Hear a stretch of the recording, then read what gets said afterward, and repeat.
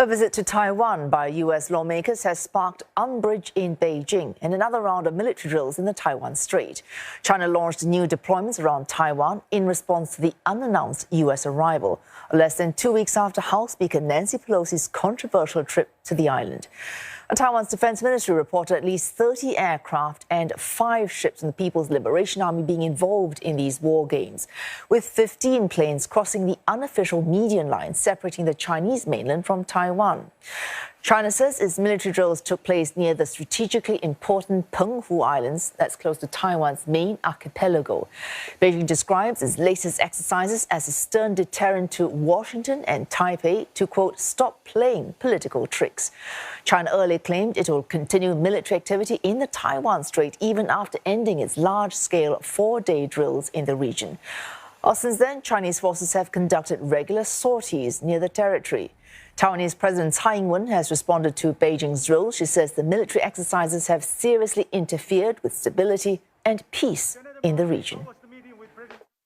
我们不但和国际各方盟友密切合作，严密掌控周边所有的军事动态，也持续向国际社会表达台湾致力维护台海稳定的现状的决心。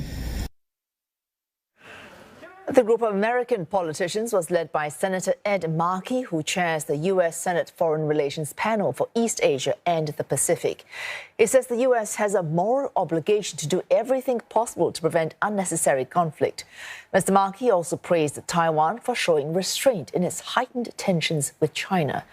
The delegation's trip lasted around 20 hours, and they have already departed the island. 他们这次的访问，在时间点上是非常重要，而且有重要意义的，因为中国军演的目的就是要吓阻其他的美国的国会议员到台湾来访问，他们来台湾访问，也再次证明了不是中国可以来指使会要求别的国家的政治人物能不能到台湾访问。那同时，它也展现就是美国人民跟台湾人民站在一起这样的一个重要讯息。 On this, Olivia Xiong joins us live from Beijing. Olivia, today's drills held near the Penghu Islands, they are on Taiwan's side of the median line. What is the significance of China carrying out drills at this location? Well, so overall, China is making very clear its anger at this latest round of visits by the U.S. delegation. And if we were to talk about the location of this latest round of military drills, they are taking place near the Penghu Islands. What we do know is that this is very close to the western coast of Taiwan's main island, and also it houses a major Air Force base.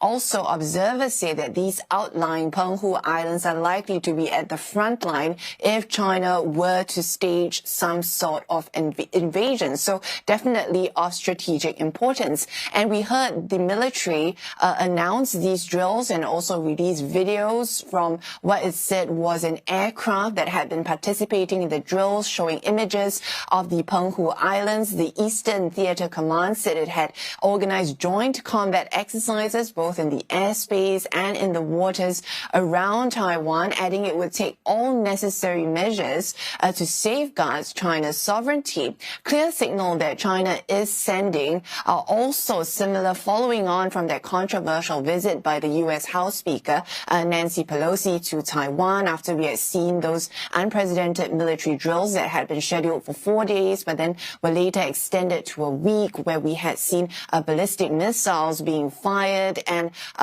warships and planes being sent very close to the Taiwan coast, crossing that median line. The Defense Ministry today saying that this is a stern deterrence to provocation, and what it says is collusion between the U.S. and Taiwan. The key word here being deterrence.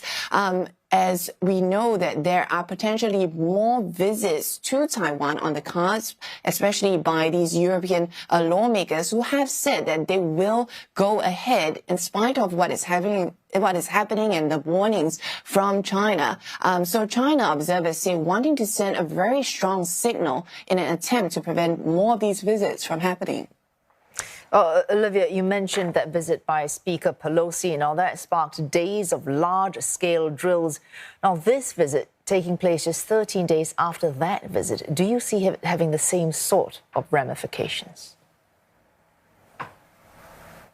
Well, some analysts have said that China, have pointed out that China has framed their visit by Ms. Pelosi as a major shift in the U.S. policy. It says that the U.S. has gone back on its commitments to uphold the One China principle, that this has infringed on China's sovereignty, and it sees this as provocation. Analysts also saying that this has allowed China to show its resolve and to show its military strength, talking about this new normal. And China has said that it will be conducting regular military drills around Taiwan, near Taiwan, to improve its combat readiness. And remember, in a white paper that China had released just last week, it has continued to say that it does not renounce the use of force to bring Taiwan under its control. Today, the Chinese Foreign Ministry also making this very clear and having this warning. 中方将采取坚决有力措施，捍卫国家主权和领土完整。美国少数政客与台独分裂势力沆瀣一气，妄图挑战一个中国原则，不自量力，注定失败。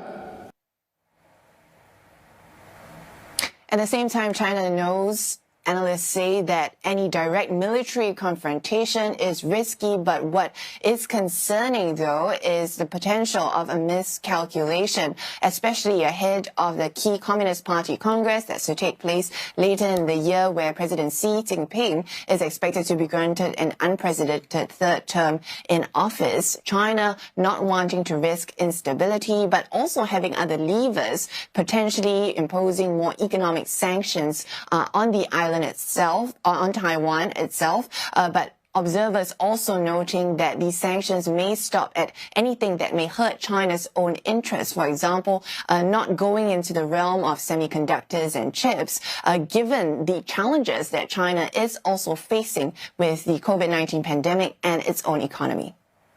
Oh, thanks for that. Olivia Xiong speaking to us there from Beijing.